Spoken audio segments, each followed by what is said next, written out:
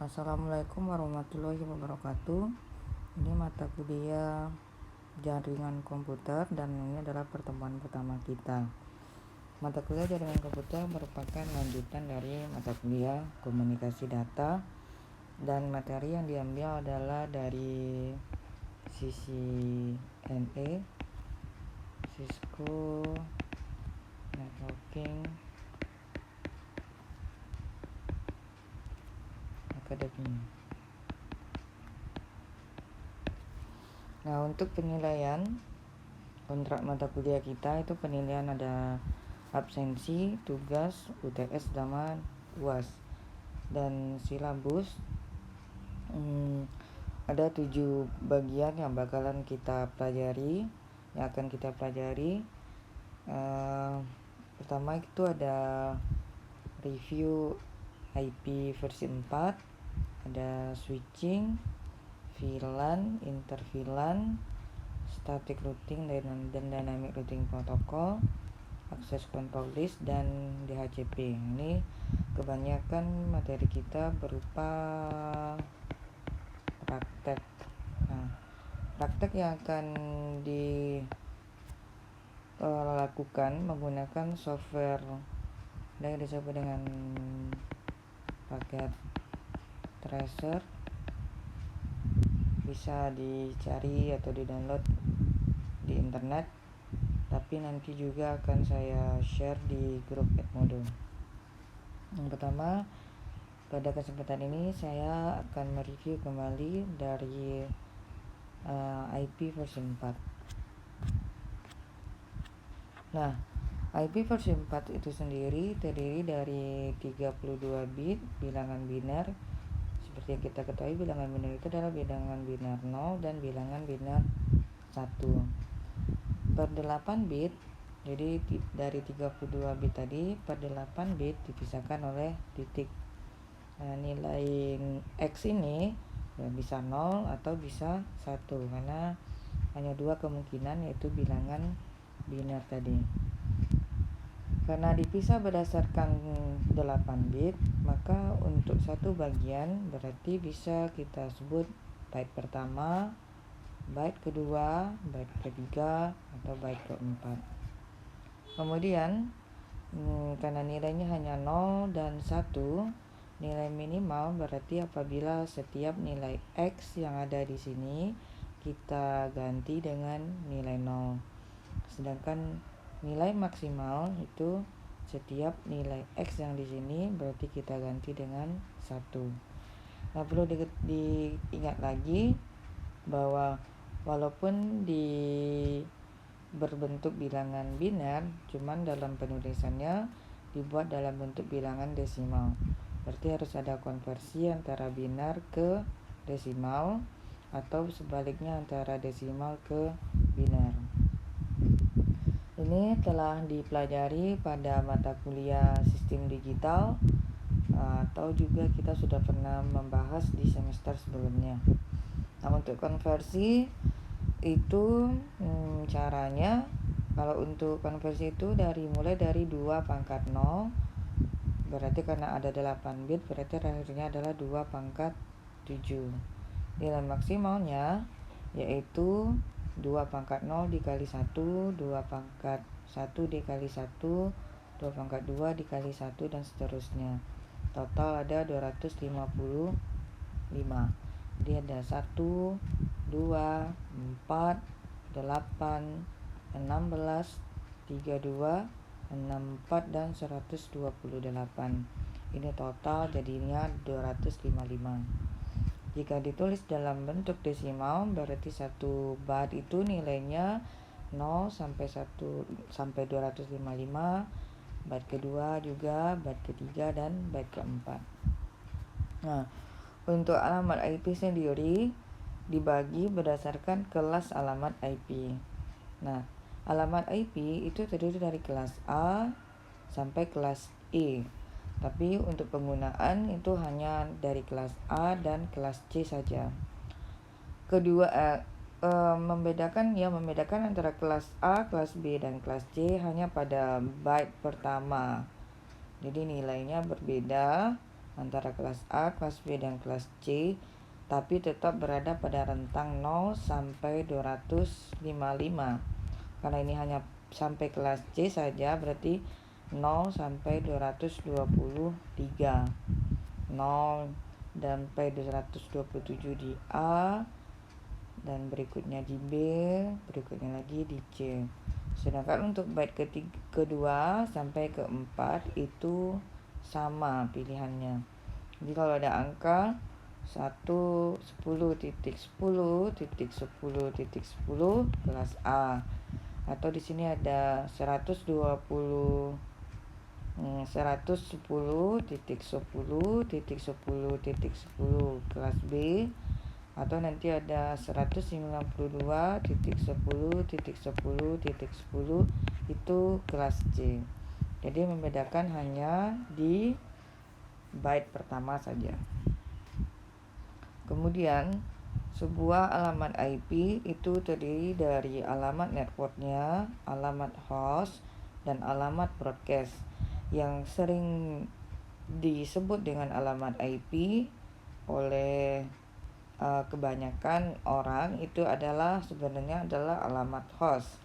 Alamat host akan diberikan pada host seperti PC, laptop, handphone kita, atau semua perangkat yang langsung digunakan oleh user atau pengguna itu disebut dengan host.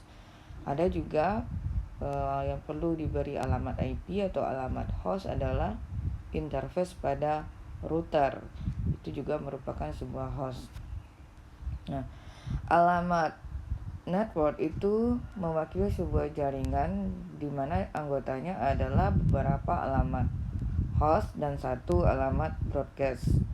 Nah, biasanya alamat broadcast itu adalah alamat terakhir pada sebuah blok alamat, di mana fungsi dari alamat broadcast itu adalah mengirimkan pesan broadcast dari satu host ke semua host lain kecuali host pengirim pada jaringan yang sama. Jadi kalau seumpamanya ada satu host atau satu PC memiliki alamat IP atau alamat host, dia juga akan memiliki alamat network dan alamat broadcast. Di setiap host pada jaringan yang sama berarti alamat alamat broadcast dan alamat networknya juga sama. Kemudian ada istilah porsi network dan porsi host. Nah, porsi network dan porsi host itu akan dengan sendirinya bisa menentukan atau ditentukan alamat host, alamat networknya berapa atau alamat broadcastnya berapa.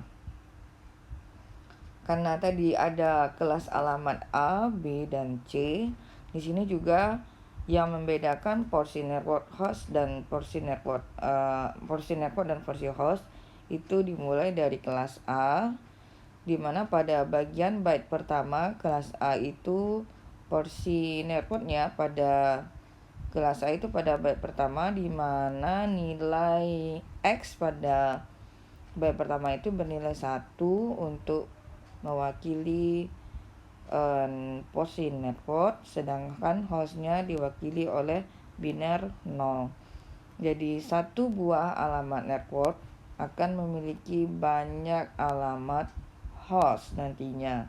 Karena kalau seumpamanya di sini ada 8, ada 16, ada 24, berarti 2 pangkat 24 kurang 2. Itu untuk satu alamat network. Jadi totalnya nanti 2 pangkat 24 dikurang 2, itulah jumlah alamat host untuk satu network pada kelas alamat A.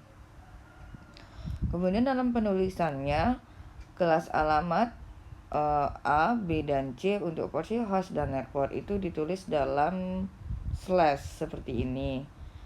Jika kelas A kita sudah mengetahui bahwa porsi networknya itu pada byte pertama, berarti menjadi slash 8. Begitu juga yang kelas B, ada pada byte pertama dan kedua, berarti ini jadi slash 16. Dan sekelas C itu ada byte pertama, kedua, dan ketiga, berarti ini adalah slash 24. Nilai 8, 16, dan 24 itu adalah total biner 1 pada setiap byte di setiap kelas A, B, dan C. Seperti penulisan yang ada di sini. Di sini ada kelas A. Nah, ada kelas A dengan syaratnya tadi. Pada byte pertama terpenuhi bahwa nilai byte pertama pada kelas A itu 0 sampai 127. Karena ini adalah angka 10, berarti ini adalah kelas A, dan sesuai dengan /8, berarti ini juga kelas A. Begitu juga dengan kelas B dan kelas C. Ini default ya, default. Nanti kalau seumpamanya ada kebutuhan subnetting, nah setiap ini bisa berubah sesuai dengan kebutuhan dari jaringan kita. Tapi kelas A tidak mungkin kurang dari /8, kelas B tidak mungkin kurang dari /16, kelas C tidak mungkin kurang dari /24.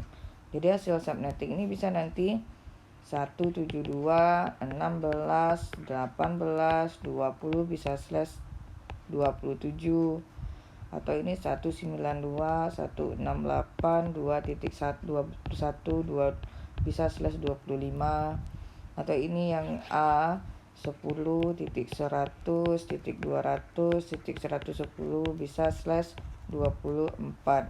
Ini semuanya adalah hasil dari proses subnetting. Kemudian ada alamat IP dalam jaringan LAN. Nah, seperti yang dibilang sebelumnya bahwa setiap perangkat yang digunakan oleh pengguna atau user, atau juga disebut dengan end user, itu akan diberi alamat IP atau alamat host. Begitu juga pada perangkat yang ada pada jaringan LAN. Pada jaringan LAN itu merupakan hierarki jaringan yang paling bawah. Jadi memang bersentuhan langsung dengan user.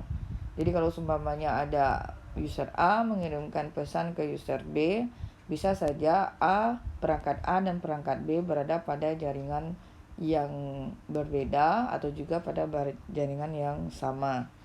Oleh sebab itu, setiap perangkat atau host itu harus diberi alamat IP.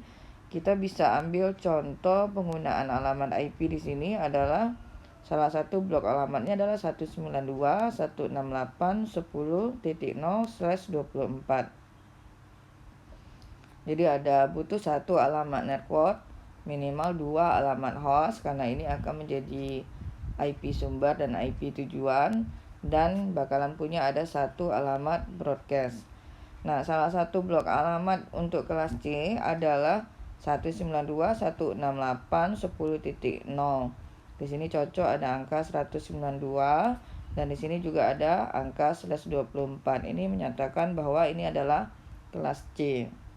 Nah, pada hasil subnetting ini bisa kita lihat bahwa alamat minimal 10.1, alamat maksimal 10.254, dan alamat broadcastnya adalah 10.255. Berarti alamat network itu alamat kelas C berarti rentang untuk hostnya 0 sampai 255 untuk /24. Jadi untuk 10.0 itu untuk networknya, dan 10.255 itu adalah untuk alamat broadcast. Ini merupakan sebuah jaringan LAN. Jadi setiap perangkat pada jaringan LAN harus dilengkapi dengan alamat IP, sehingga perangkat pada jaringan tersebut bisa saling berkomunikasi.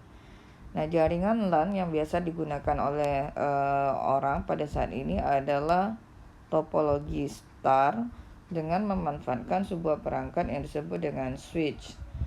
Dan kabel yang digunakan adalah kabel UTP yang tipe straight through. Kemudian di sini ada seperti yang dicontoh itu ada PC1, 2, PC3, dan PC4. Penggunaan alamat IP pada sebuah perangkat kalau untuk lebih terorganize dengan baik ya bisa digunakan secara berurutan 10.1, 10.2, 10.3 dan 10.4. Namun kalau seumpamanya mau acak sekalipun itu tidak jadi masalah, asalkan rentang host yang digunakan masih berada pada alamat network yang sama. Namun kalau seumpamanya tanpa menerapkan protokol yang lain, berarti setiap PC supaya bisa berkomunikasi pada LAN yang sama seperti LAN 1 ini umpamanya, ini harus menggunakan alamat host atau alamat IP pada jaringan network yang sama. Jadi di sini 10.1, 10.2, 10.3, 10.4. Kalau seumpamanya di sini ada lagi tidak bisa 192, 168, 20.1. Ini tidak bisa berkomunikasi dengan PC tambahan. Karena di sini tadi ada 20.1. Nah, 20.1 bukan bagian dari jaringan 10.0. Ini ada contoh. Kalau di sini menggunakan software paket tracer, ini ada penggunaan alamat IP, kemudian di sini ada subnet masknya. /24 itu subnet masknya adalah ini. Ini diambil dari perhitungan biner yang dikonversikan ke desimal. Dan ini adalah penggunaan atau konfigurasi alamat IP pada sistem operasi Windows. Nah, di sini ada gateway. Ini akan kita explore lebih lanjut pada materi-materi berikutnya. Kemudian ada routing. Nah, pada routing itu sudah melibatkan perangkat yang lebih luas lagi. Saya rasa cukup untuk pertemuan ini. Selamat pagi. Assalamualaikum warahmatullahi wabarakatuh.